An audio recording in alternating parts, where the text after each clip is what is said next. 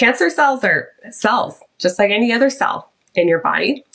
They're going to need also protein as building blocks. They need those amino acids. Some cancer cells are even picking up some types of amino acids even more than others. So there's a reliance on some particular amino acids. It needs lipids. It needs vitamins. It needs minerals. It needs everything that your other cells need too.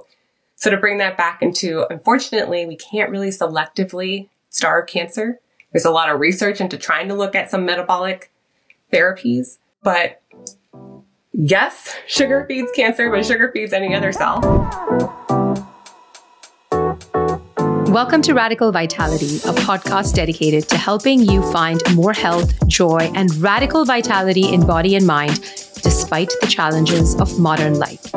I'm your host, Kanchan Koya, a PhD in biomedical sciences turned cookbook author, health and nutrition coach, and passionate advocate of the use of spices, functional foods, nutrition, and lifestyle for better health.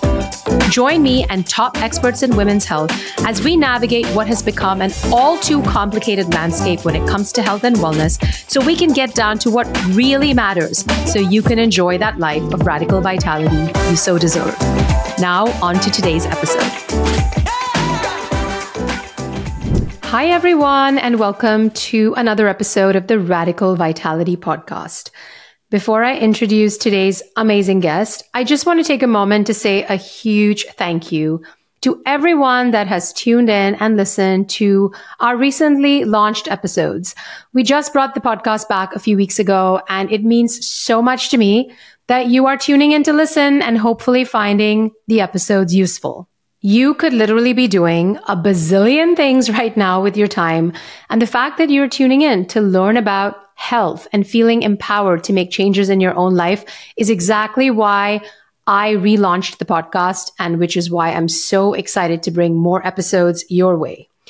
If you are enjoying the show and finding it useful, I would absolutely super duper appreciate it if you could subscribe to the show on YouTube, where it's available in video format, or on your favorite audio podcast platform, and leave a rating or review. It will just take a few minutes, and it's absolutely the best way to support the show and help more people find this information, which I really believe more of the world needs. Not because I'm the host, but because we live in a world where there's so much misinformation, so many sensationalist sound bites, and frankly, we need the truth, which is found in the nuances, in the weeds. And that's what we try to do on every single episode of this podcast. Today's guest is Dr. Krystle Zuniga, PhD in nutritional sciences and a registered and licensed dietitian, board certified specialist in oncology nutrition. She is the founder of Cancer Nutrition HQ, which is an incredibly valuable evidence-based resource for everything that has to do with nutrition and cancer. Now, for those of you who have been following me for a while, you may know that I did my PhD many years ago now in molecular cancer biology, and I'm super duper passionate about this space. Cancer is one of the major disease risks we face in modern times, and to be able to prevent it and also to be able to properly use nutrition once we have a cancer diagnosis is of prime importance. There is so much misinformation out there when it comes to nutrition in general, and also when it comes to nutrition and cancer. And we are going to address that head on in today's episode. Dr. Krystle has over 14 years of experience in nutrition and cancer, including research, higher education, and clinical practice, which is so important. She's in the weeds with patients as they navigate their cancer diagnoses and leverage the power of nutrition for better outcomes. She enjoys wearing many hats as a clinician, educator, scientist, and science communicator. She is an extraordinary science communicator. Education, empowerment, and empathy are at the core of her work. Through Krystle's experience, she has seen the critical gap in nutrition support for cancer survivors, both during and after cancer treatment, being filled, and this brings her great fulfillment. Finding quality nutrition information is increasingly difficult, amen to that, with the rise of misinformation and disinformation. Rather than stand back and watch the problem worsen, Krystle strives to combat misinformation, share the latest research in nutrition and cancer, and translate the science into everyday action survivors can take to support their health and quality of life with nutrition. Whether you are someone looking to prevent cancer, and I believe all of us are, or whether you or a loved one have gone through a cancer diagnosis and are looking to really use nutrition to improve your healing and your health, this episode is for you. Without further ado, I give you Dr. Krystle Zuniga, founder of Cancer Nutrition HQ.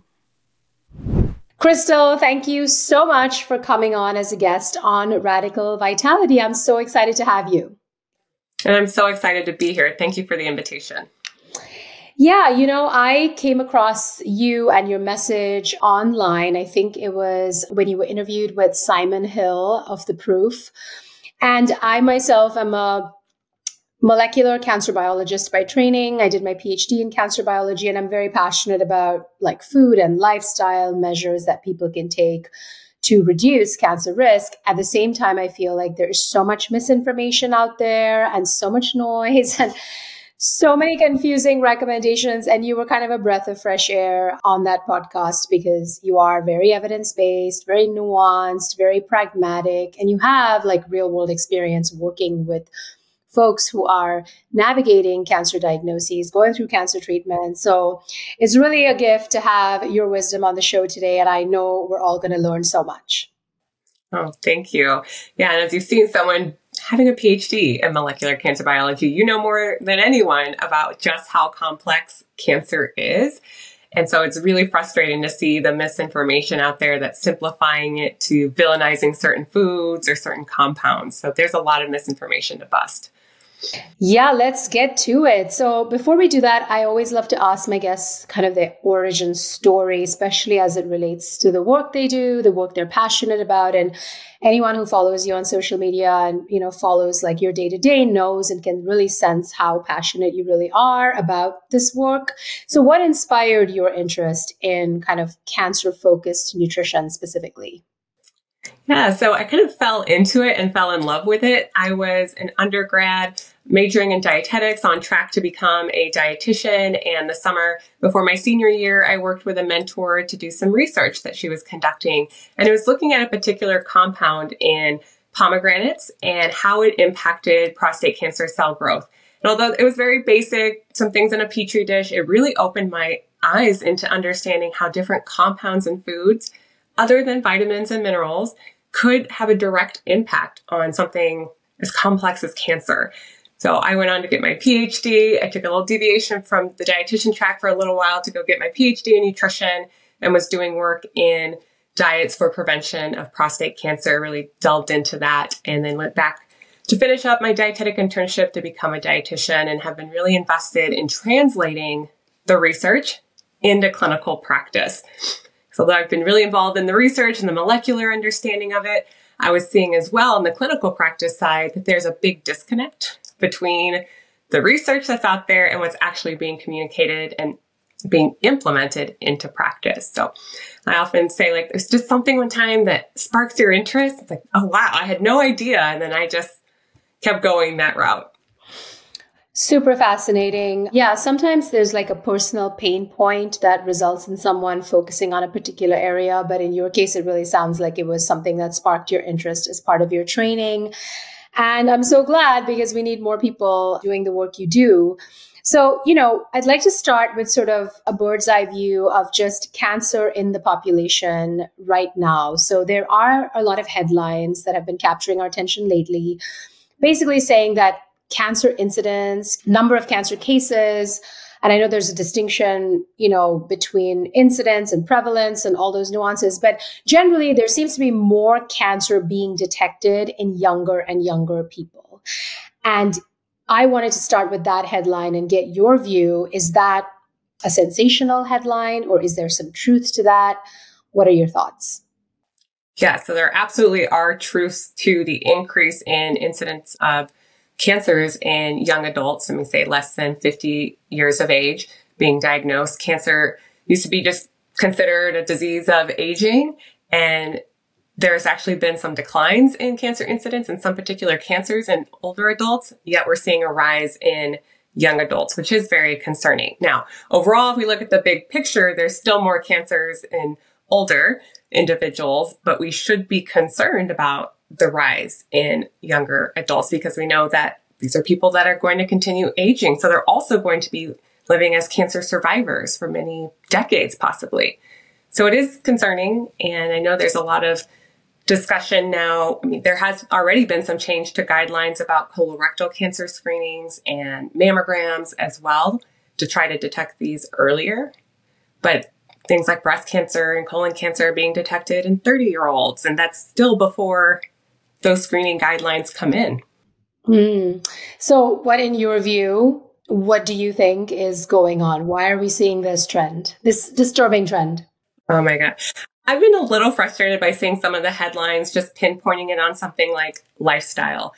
We know that cancer can take decades to develop. So it's like, well, then why aren't we seeing this rise in 50-year-olds or 60-year-olds? Also, they have some of these same lifestyle concerns like diet and physical activity. So I don't think we can pin it all on lifestyle, although that's definitely a concern, the increase in overweight and obesity, more sedentary lifestyle, more processed foods.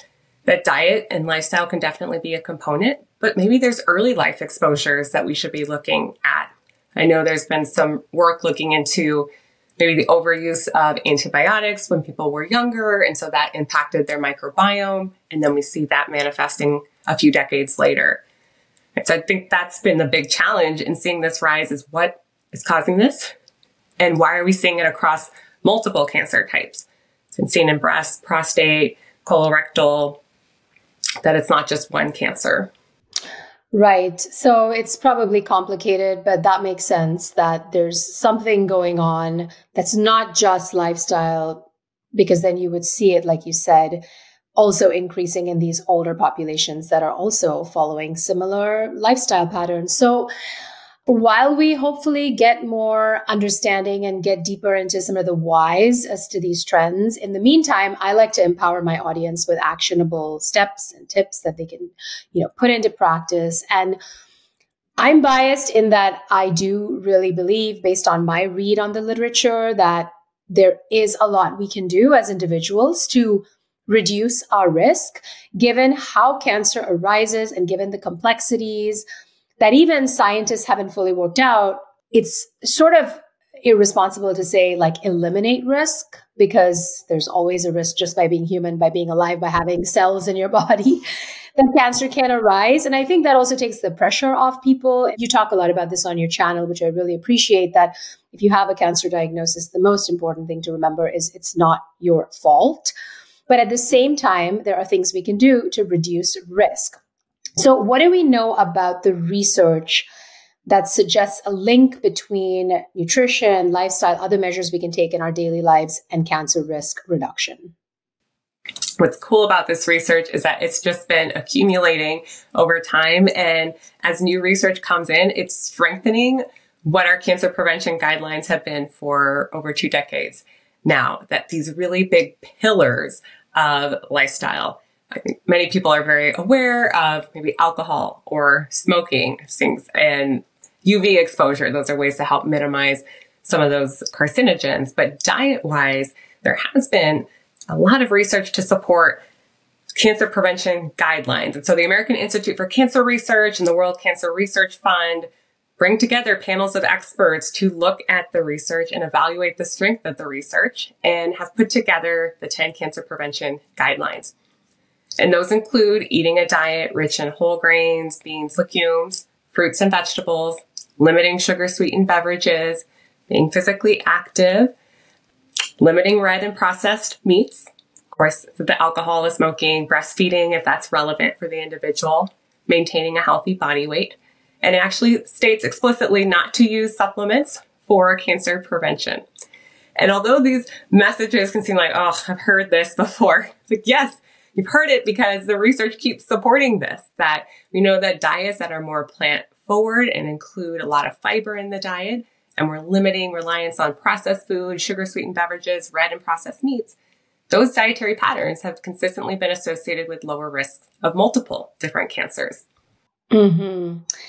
That's amazing. And we will put a link to those 10 steps, you said, 10 preventative steps. Yeah, in the show notes, because they're so actionable and so pragmatic. And I think that's also a little bit their downfall, because we live in a time where everybody wants like some sort of magic bullet that is not like the obvious, like how can it really be that I just need to maintain a healthy body weight, move my body, eat a lot of vegetables?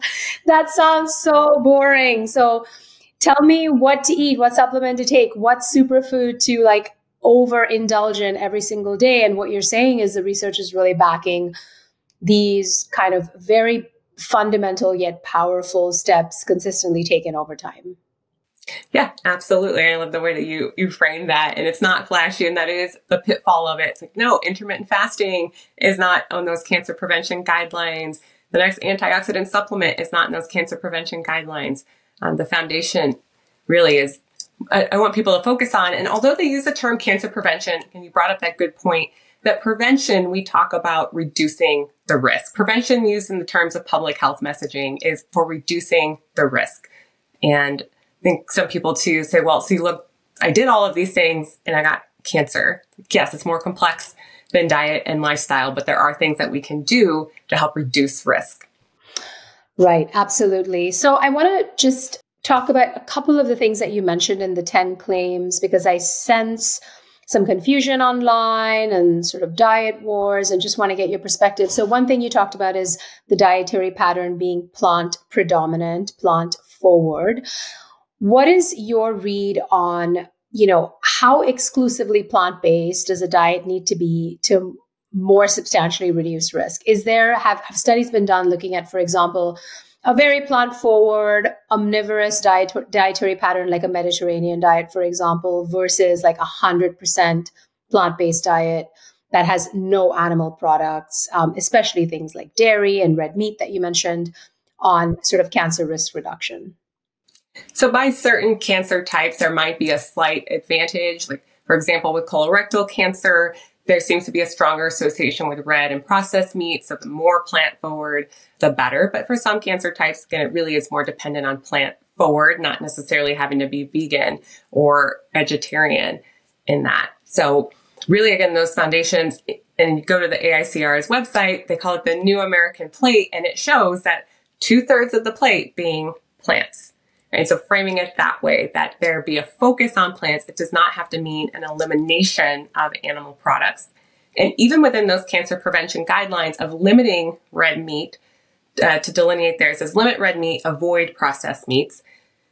The limit on red meat is 18 ounces per week.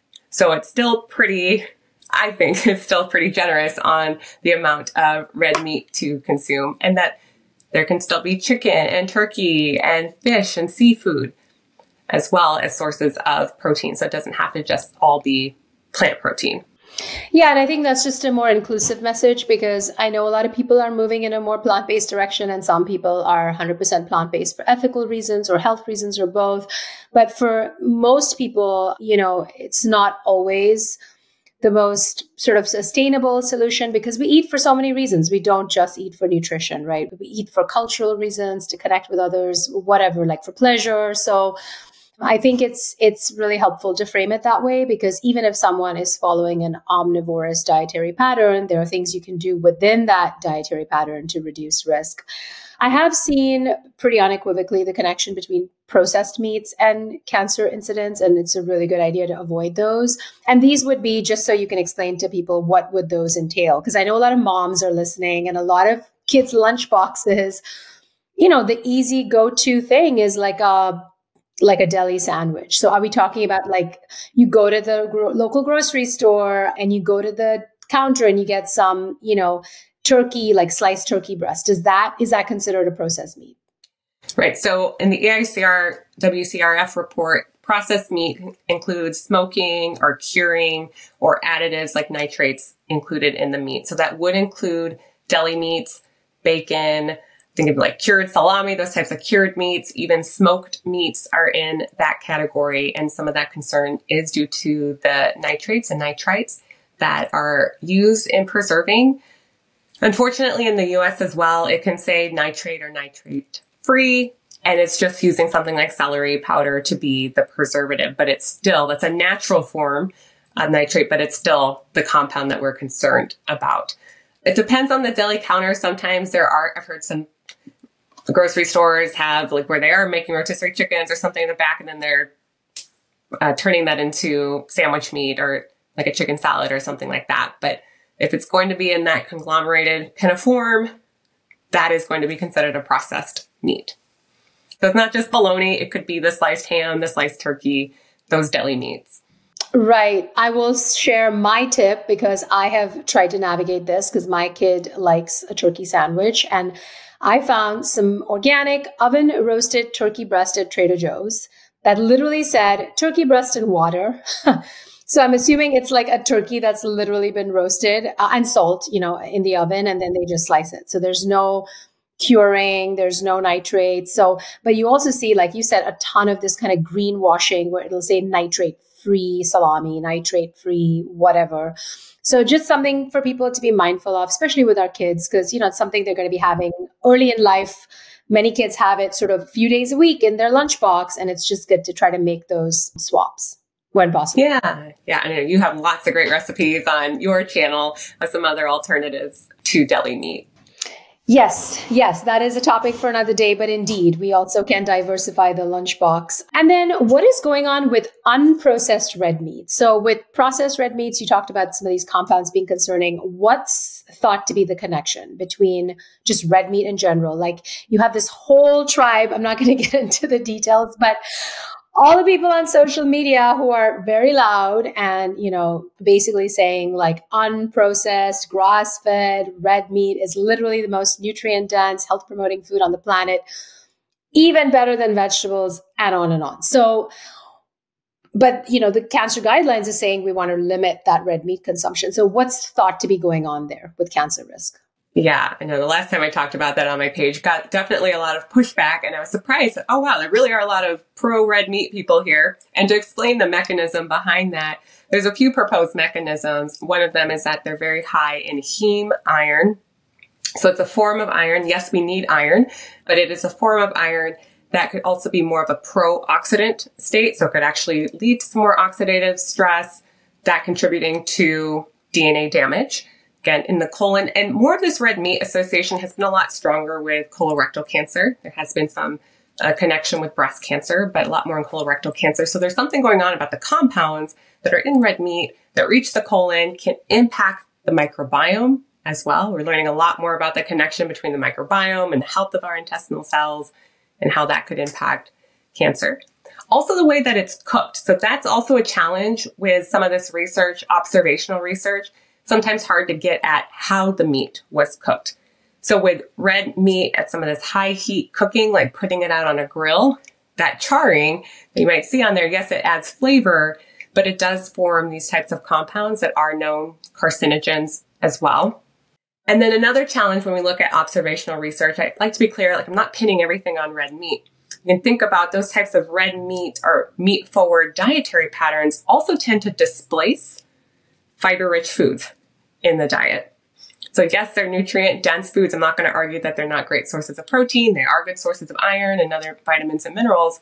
But if they displace on the plate the other things that you need, that could be a health concern as well. So a few different ways is one, maybe the heme iron.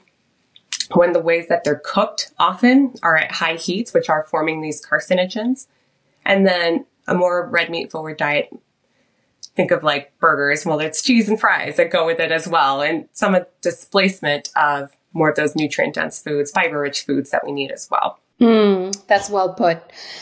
So I know you don't love the word superfoods. We've talked about the importance of the overall dietary pattern versus single foods, but are there foods or groups of foods that people could be sort of just being mindful to incorporate on a regular basis? And the first thing that comes to mind is like berries, for example, blueberries or strawberries.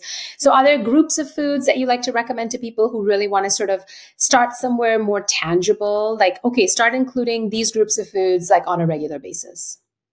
Yeah, I say I love all the fruits and vegetables, but there are some that maybe are a little more versatile and can also give you a lot of antioxidant fiber punch. One of them is berries. That berries are very high in fiber, high in antioxidants. If you get them frozen too, they're going to be a little more affordable year round. And so they're really easy to throw into smoothies or on yogurt, very easy. So that's one with fruit I like to focus on. Then with the veggies, I like to lean towards more of the cruciferous family of vegetables. Right? Those are also really high in glucosinolates, which have been shown to help promote antioxidant activity in the liver. The liver is dealing with a lot.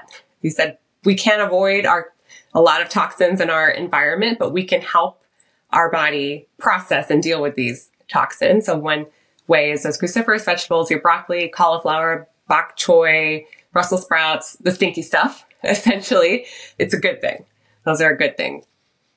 So I like to focus on those. Mm-hmm. Love that. So actionable. Berries, cruciferous veggies. Sometimes people will come to me and say, but I've heard cruciferous vegetables can affect thyroid function. Have you heard that? What do you say to those people? Yeah, that's a new one that I had heard of too. Wow, you'd have to be eating a lot of cruciferous vegetables to have something to interfere with a hormone system like that. You could say the same thing, like they do impact enzymes. The glucosinolates, for example, impact some enzymes in the liver. And you could say that is bad. No, this is a good thing. At lower doses, this is just enough to help stimulate some activity, good detox activity. So at really high doses, potentially, but at usual doses that people consume. And I also, like, another thing that got a lot of bad rap was beans and legumes, because people being scared of lectins, even though lectins are going to be cooked out of beans and legumes. If you're soaking them, cooking them, they shouldn't really have any lectins in them. And they're super rich in the type of fiber that our gut bacteria love. There's actually a recent study where the intervention was making people, it's called Be Gone, a study, where they're actually having people eat a serving of beans every day and saw positive shifts in that microbiome and signs of reduced inflammation as well. So it's very counter to some of these messages like, oh, these are unsafe for you. They have lectins. They cause inflammation. I actually do a study of giving people these foods and it does the opposite. Yeah, I love that clarification. And we've talked about that on the show before. Like if you get stuck up on mechanism of action in a petri dish or a test tube, you can really be led astray.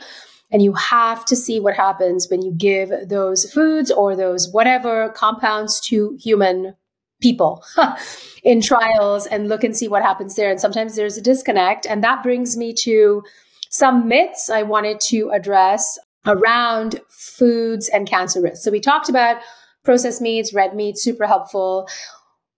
You'll often hear dairy causes cancer. And, you know, sometimes I'll share like a yogurt bowl because I'm a big fan of Greek yogurt. It's just so versatile. It's high in protein. I use like a low fat kind. I put berries in there and flax seeds, and it's just like my go-to. But I have had people say, well, dairy increases cancer risk. So is that a myth? Is there any substance to that concern? What are your thoughts?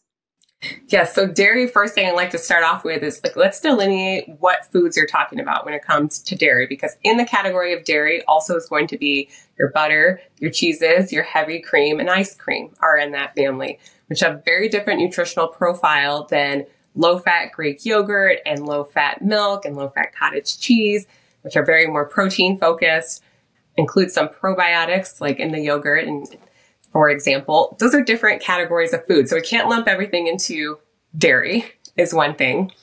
And there has been one cancer that has been shown to be an increased risk with higher dairy intakes, and that's been prostate cancer. And the mechanism from that might be related to higher calcium intakes and how that might impact prostate cancer cell signaling. But actually in colorectal cancer, we see a benefit that it reduces the risk. In many cancers, sometimes even no association with risk. But dairy is often one I've heard a lot of people being concerned about when the research doesn't really support that. In fact, another recent study I talked about was yogurt consumption being associated with a lower risk of lung cancer and looking at the probiotic content of that maybe being a mechanism of some of the benefit.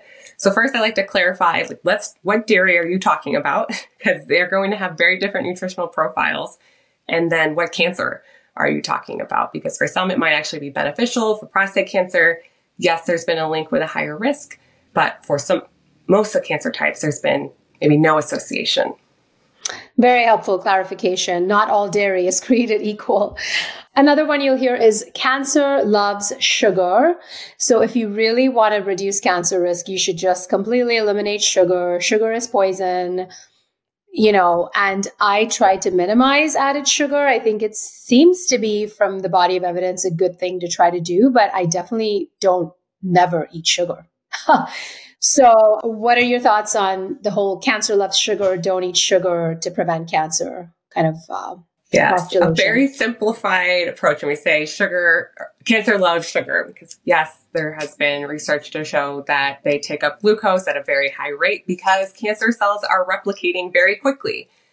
So they are looking for very rapid sources of energy, and glucose can be a very rapid source of energy and also can be used without having healthy mitochondria. So very beneficial for many reasons for a cancer cell, glucose. But we can't eliminate glucose from our body, unfortunately. Even if you don't consume any carbs, your body's still making glucose to maintain that. And yes, I want to make sure that we understand that limiting added sugar is a good thing. And we have health guidelines and recommendations to limit added sugar in the diet. Too much added sugar can also be negative for metabolic health, and that's not good for cancer risk. Well, so it doesn't have to be these absolutes, and I think it's really unfortunate that people talk in these absolutes because in working with cancer patients, sometimes they're scared of even touching a carb, a fruit, because they're hearing this myth that sugar feeds cancer. And to also go back into that cell metabolism piece, cancer cells are cells, just like any other cell in your body. They're going to need also protein as building blocks. They need those amino acids. Some cancer cells are even picking up some types of amino acids even more than others. So there's a reliance on some particular amino acids. It needs lipids. It needs vitamins. It needs minerals. It needs everything that your other cells need too. So to bring that back into, unfortunately, we can't really selectively starve cancer. There's a lot of research into trying to look at some metabolic therapies. But yes, sugar feeds cancer, but sugar feeds any other cell, right? And that this isn't about trying to eliminate carbohydrates from the diet, but we should try to limit added sugar in the diet for, metabolic health and all these other reasons. Yeah, great perspective. And really important to emphasize, like you said, it's the glucose that the cancer cell is relying on, just like it is on protein and other, fuel sources. And the glucose, you can, like, fruit is broken down into glucose, a whole grain is broken down into glucose, and then refined sugar is, of course, like a pretty large kind of easy to access dose of glucose. But this idea that you're going to eliminate all glucose and starve cancer is, well, like your body will make glucose if you don't eat glucose. So yeah, that's a really helpful non-fear mongering reframe. So you talked about supplements, and that's interesting that one of the guidelines among the 10 is to actually not use cancer preventative supplements. Yet you see, pick your supplement, whether it's quercetin, which became really popular during COVID. I could go on and on. So what's your view? If someone comes to you and they're like, I eat really well. I have this plant forward dietary pattern. I'm doing all the things, but I also want to add in some supplements. How do you counsel them around that? Sure. So I'd like to bring up a couple of examples about, where those guidelines came from about supplementation.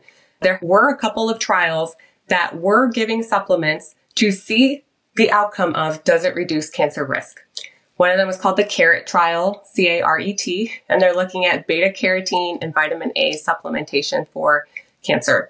And they actually found an increase in lung cancer in smokers and those that had been exposed to asbestos. So those that were at already higher risk of lung cancer, taking a high dose of that's natural, right? It's a vitamin that we need. It increased the incidence. So they actually had to stop that trial early. Another trial that got stopped early was the SELECT trial. And they're looking at vitamin E and selenium for prostate cancer. Well, they found that selenium, either with or without vitamin E, increased the incidence of prostate cancer.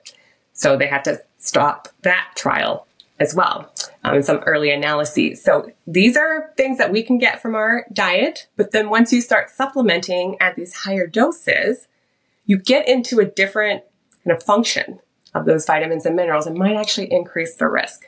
So think of like those were actual trials, clinical trials of people, and we see what happened. We don't have long-term trials on what happens if you take a high dose of quercetin, right? That's functioning as an antioxidant, or vitamin C. At doses higher than your body needs, what's happening over the long term and how is that impacting the body? So those are like two trials I like to give some examples of. These are all examples of their antioxidants. Some early research was showing they might be beneficial. Then we actually do supplementation for longer periods of time and saw some concerning increase in risk. Mm-hmm.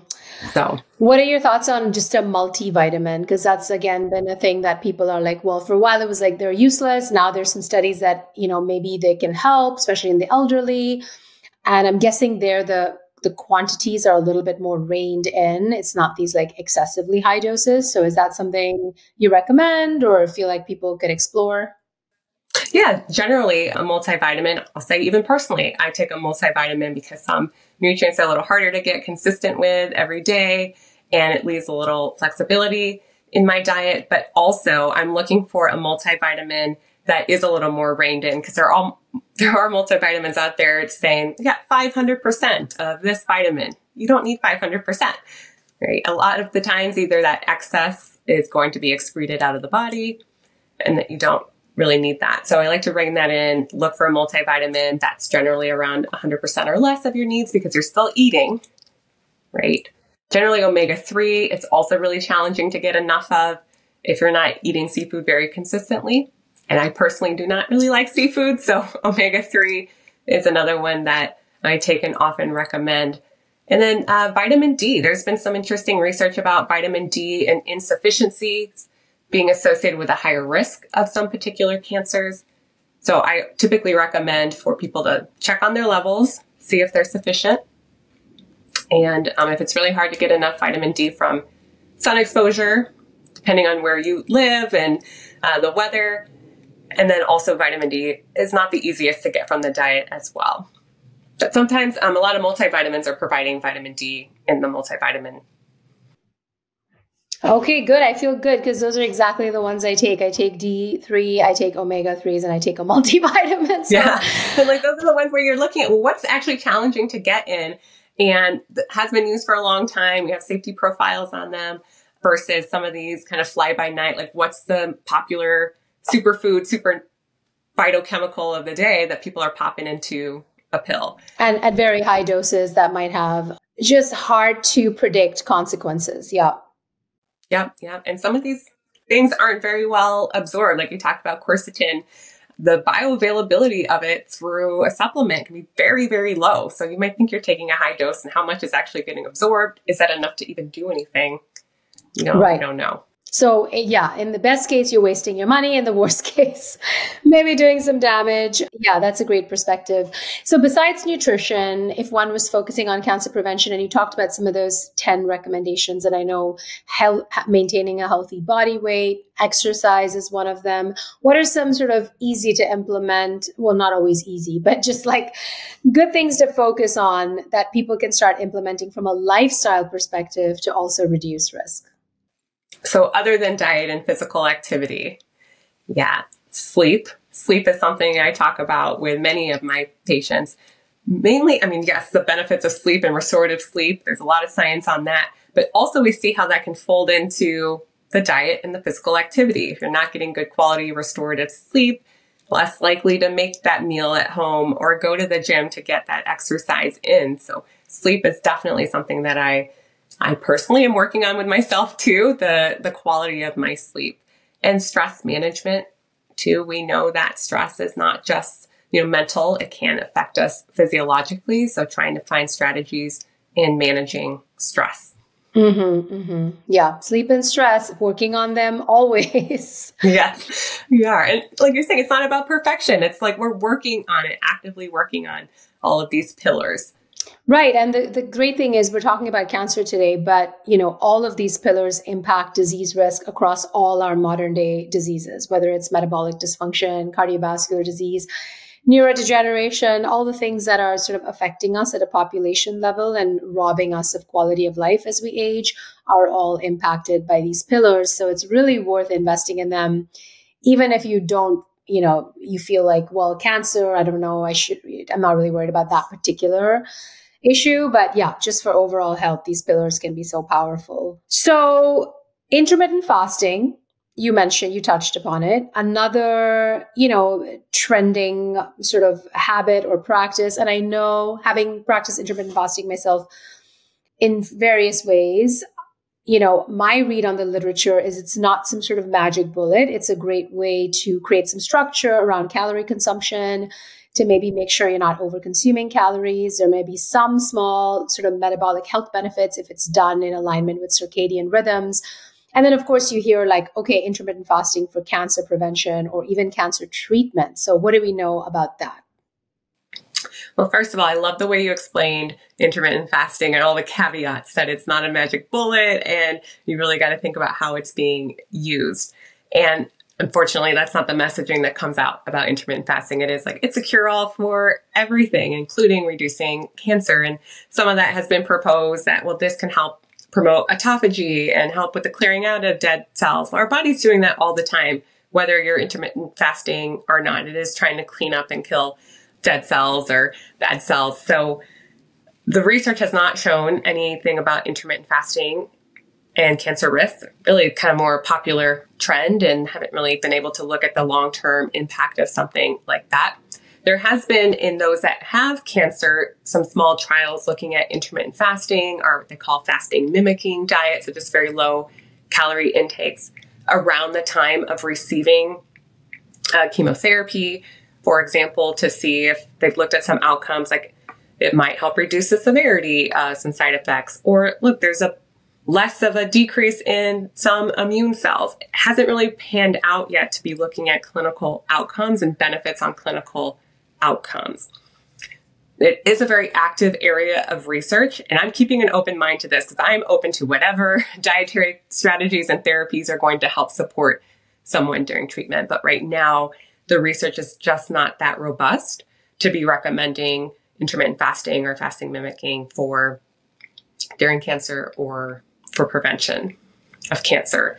And often, again, my biggest concern when someone's going through cancer treatment is keeping them as well nourished as possible. As you said, if you're a healthy individual that's able to really align your diet with circadian rhythms, making sure you're getting your fruits and vegetables and everything that you need in this little window, that's great. But that can be even more challenging when you have side effects and you have blood draws and you have medications you need to take. And I'm going to add one plug in there too. Some of these studies that have done fasting mimicking or intermittent fasting in the cancer population, very low adherence rates. And that's been one of the biggest challenges in looking at some of their outcomes of interest, because it just is proving to be very difficult to get done during therapy. Yeah, that's a great segue into what I wanted to talk about next, which is we've talked a lot about cancer prevention and things people can do. But then, of course, sometimes cancer happens and you're going through treatment. And I know you've talked about this on your channel about the importance of seeking medical treatment and not believing the hype around sort of natural cures, certain diets or whatever superfoods or supplements that are going to cure your cancer. There's really no evidence of that, and it can be dangerous because the cancer can progress. So say someone has decided to embark on treatment and, they come to you because they want to eat in the most supportive way possible to really enhance the efficacy of the treatment, prevent negative side effects. What are some sort of simple recommendations that you like to give there? Yeah, I like to focus on pillars as well, and I like to frame it around pillars. Here are some dietary strategies we can use to help support immune health, because we know that takes a hit from many of these therapies. And we want to support the immune system as it's still trying to do its work in surveillance and clearing up these cancer cells out. So focusing on things for immune health, including things like fiber that support the microbiome, and the microbiome playing a role in immune function, adequate vitamin C and zinc. Protein is a big one that I talk about because protein hits multiple pillars as well. So protein needs increase during cancer treatment. There is going to be more protein breakdown. There's more inflammation. There's more dead healthy cells that need to be rebuilt. And so protein is definitely a pillar, but part of the pillar of immune function as well as muscle function and supporting muscle quality and function.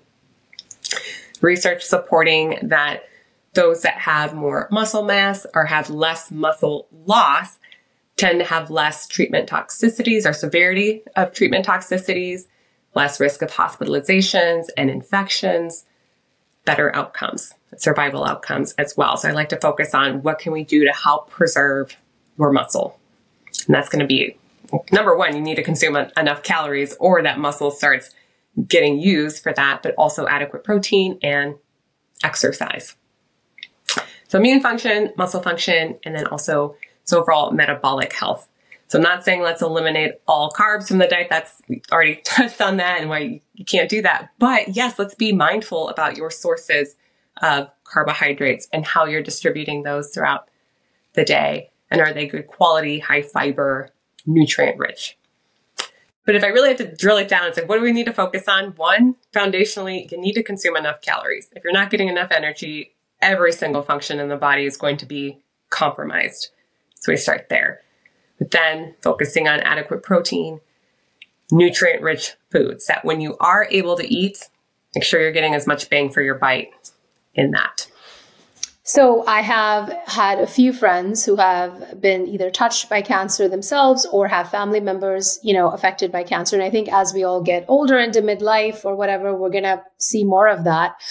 And something people always say to me or have said to me often is, I went to the hospital with so-and-so and guess what they gave my cousin to drink the night before cancer treatment? It was like some like high sugar, highly processed like milkshake or protein shake or something like that. And, I know that there's a lot of things that are under consideration when someone is about to embark on cancer treatment. I mean, sufficient calories, sufficient protein, things like nausea, loss of appetite. So, I mean, in your view, do you think we could do better from the point of view of the medical establishment as to what we are giving people to prime their bodies to receive cancer treatment? And how do you kind of navigate that in your practice?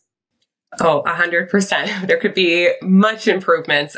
One stat I like to give a lot is that a recent survey of cancer centers in the U.S. found a ratio of one dietitian for every 2,300 cases. So the reality is that people are not getting the individualized care that they need. So often it's like, well, we know cancer is hard and they're going to lose weight, so drink a protein supplement. That might not be necessary for this individual. They might be gaining weight on their therapy, so nothing's being tailored to them. And then the nutritional needs and the impact of cancer treatment on someone with pancreatic cancer can look very different than someone with breast cancer. Like, cancer is an umbrella term for over 100 different diseases. So we need to have that tailored nutrition intervention to support them. And one of the most frustrating things I hear is that often they're told nutrition doesn't matter, either nutrition doesn't matter or eat whatever you want. And I get that the message might be just don't lose weight. That's going to be bad, right? But there's so much more that can be provided. And what's frustrating too is when that's not given, people look for that information and then it's online and it's a wild world to try to navigate on your own without guidance. So yes, a million times it needs to be better, and it needs to be better by providing more individualized care. Mm-hmm. So would a good recommendation then be if someone is going through cancer treatment, they should seek out someone that is like yourself or, someone that is trained to really focus on tailored nutrition guidelines for cancer patients?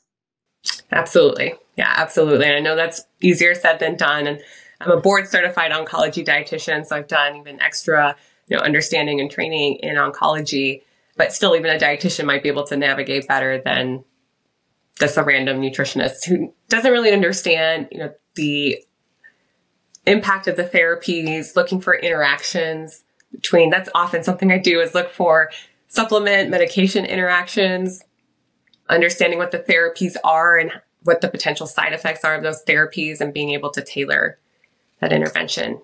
There might be some good nutritionists out there, but just making sure that you're looking out for someone who truly has that expertise in oncology, because there's a lot more, just like you go to an oncologist, not a primary care doctor for your treatment, looking for a specialist who truly understands what's happening. Mm-hmm.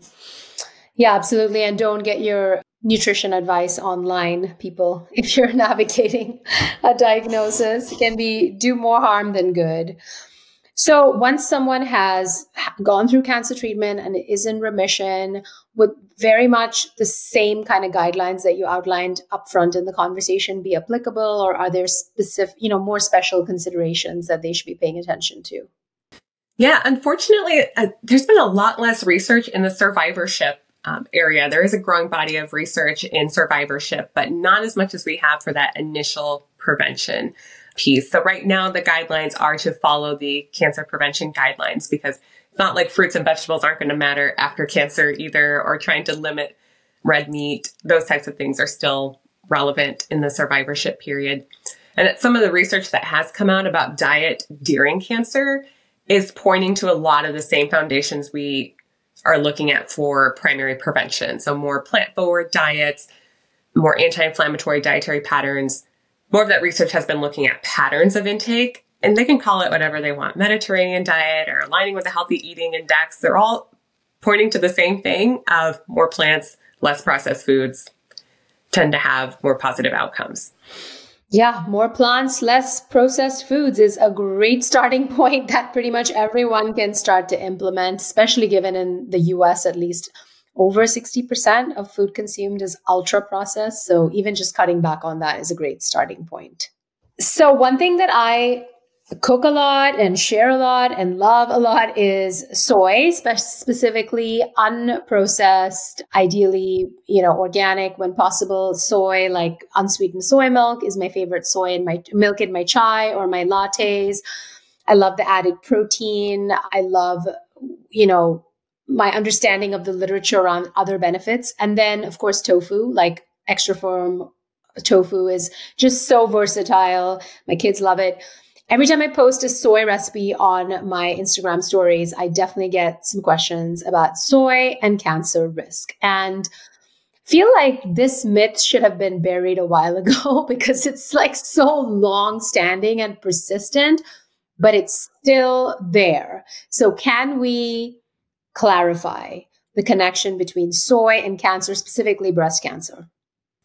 Ooh, yeah, that myth is, I don't know why it's so persistent, but we can talk about maybe where that came from and where we are now. So soy does have a compound called isoflavones, also considered phytoestrogens. So the structure of these compounds is very similar to estrogen, but it is not estrogen. Very similar structure, but not the same.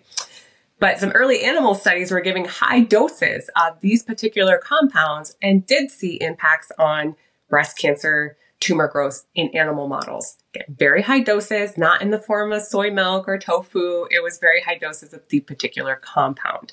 And at very high doses, as we talked about with any supplement or nutrient, starts to act in a different way, right? At these very high doses. So that was concerning. And then there was a lot of concern then, well, we need to tell breast cancer, because it tends to be hormone receptor positive, to avoid it. And it's going to cause breast cancer. Then we look at the human research and observational research over many different populations, over many years, decades. Soy tends to be protective for breast cancer, or if anything, no effect in some populations, but definitely nothing to say that it is going to have a negative impact. And then, as I said, there's been some limited research in survivorship, but most of that's been in kind of breast cancer, because the most common cancer in women. And some of the research with breast cancer, latest report just came out last year showing that soy isoflavone consumption from food was associated with a lower risk of all-cause mortality, breast cancer-related mortality, and breast cancer recurrence. So in people who would be at the highest risk, right, actually found that soy is beneficial in them. So we can clarify there that the research does not support that soy causes breast cancer, and in fact, research supporting that soy could have benefits for breast cancer. Even if hormone receptor positive, it is safe. Love that. I hope to make a clip of what you just said, and I hope it goes viral on the interwebs so we can put this myth to rest. What is thought to be the mechanism as to why those isoflavones or phytoestrogens might be protective? Because, the thought is, well, they're estrogen-like, so they must drive growth. And that's something we want to thwart in cancer. So what's thought to be going on? Mm-hmm. Some of it might be that they're like selective estrogen receptor modulators, sometimes called SERMs, where they might bind but don't actually elicit activity. So they're being competitive with estrogen, reducing estrogen's ability to bind to that receptor. But also these studies too, they end up kind of looking at, well, let's measure isoflavone intake, but isoflavone intake could just be an indicator of just soy intake, which it is, right? And what is in these soy foods? There's protein, there's calcium, there's fiber. So the food matrix that it's in, those nutrients also provide benefit. So the more isoflavones you're eating, likely the more fiber you're getting, the more plant-based protein you're getting in your diet as well. So it can actually be protective in that way. Yeah, great. Amazing. So this has been so incredibly helpful and actionable and not sort of hyperbole and flashy, just really like evidence-based. And I hope people will take some of these tips and start to put them into practice to reduce risk and also reduce risk of other diseases. Something I love to ask my guests is, the show is Radical Vitality. And my hope is that through these tips and tools, people will start to enjoy more vitality in their lives. What is something that is non-negotiable for you personally in terms of a wellness practice or a health enhancing habit that you kind of do every day or most days that you feel kind of gives you that sense of radical vitality in your life? Yeah, I love that question. And clearly nutrition is important, but exercise is just like my non-negotiable. It is so important for my mental health. It gives me energy even when I'm tired. I know when I go, I'm going to leave with more energy, and nothing feels as good as like seeing yourself get stronger as well, and feeling, I've done endurance events too, and seeing how your body can face challenges. So I think mentally and physically, exercise just provides so many benefits. What are your favorite kinds of exercise? I really like resistance training. I also preach about that, the importance of muscle and making sure we're doing adequate resistance training. But cardio-wise, just going out for a run on a beautiful day, just being with nature, and no pace that I'm trying to set. I've done the marathon training piece. It's like, that's taking the fun. It took the fun out of exercise for me. And so I have to like come back with a new relationship with that. It's like, I don't have to reach any type of pace, or just go and enjoy moving your body. And I've really come around to loving running again. Something we talked about before we started recording for my audience is that Krystle lives in Austin, Texas, and I actually went to undergraduate. My undergrad was in Austin at the University of Texas, Austin. And so every time Krystle posts pictures on her Instagram of like her teaching at the UT campus, I feel very nostalgic. And Austin has some fantastic like running trails or just like runs that you can do. I really have fond memories of running in Austin. Yeah, I know. It's nice. Like you're in a big city, but there's little isolated pockets where you can get back into nature, be surrounded by trees, forget that there's all that traffic on I-35. Yeah. And then what's a wellness practice that's like a work in progress for you that you know should be a priority, but you're not quite at the mastery level yet? Oh yeah, as we mentioned earlier, sleep. I started tracking it and I like the data. You know, I'm a data person. So having that data of like, oh yeah, when I have the screen time, that reduces when I get into deep sleep, when I eat too close to bedtime. And so I'm saying like, yes, we've all heard it, right? But then seeing how, okay, yeah, that does affect me. You think it's not, but that data is there to show me that it is. And so I've really been working on my better sleep hygiene to get better sleep quality. Yeah, I know we didn't talk about alcohol because I think at this point, there's just so much data that no amount of alcohol is really good for you. And even small amounts can increase your cancer risk. So we'll just leave it at that. But we still occasionally do things that we know might increase our risk. And for me, it was like occasionally having some wine. And when I started to look at the impact of that on my sleep, even like a glass and a half of red wine with dinner, and I would notice a difference in my sleep quality. And it's like when you have that data and you see it, there's no way you can like argue around it to justify a habit. And you're like, okay, it's literally like night and day. So I love that you're working on sleep because we all are. And I feel like very few people I know have really mastered it. And that's okay because, like that's the beautiful thing. Like we can keep working on things, we can keep tweaking, and the data really doesn't lie. So if you're struggling, get a wearable that tells you how you're sleeping and it will really change behavior. Yeah, absolutely. Data doesn't lie. It's there looking you in the face. Like, okay, I'll stop with those things. And yeah, I love how you framed it. Like we're all working on something. No one is perfect.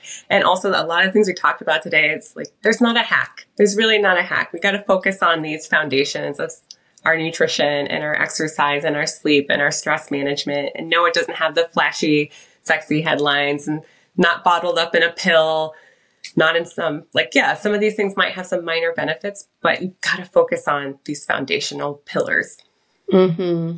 What a fantastic note to end on, Krystle. I can't thank you enough for coming on. You've been really a treasure trove of wisdom and tips and tools that are so tangible, so practical, so actionable. So thank you so much for sharing that with us and for the work that you do. And yeah, good luck with the sleep. I'm working on it too. We can exchange notes on how we're doing there.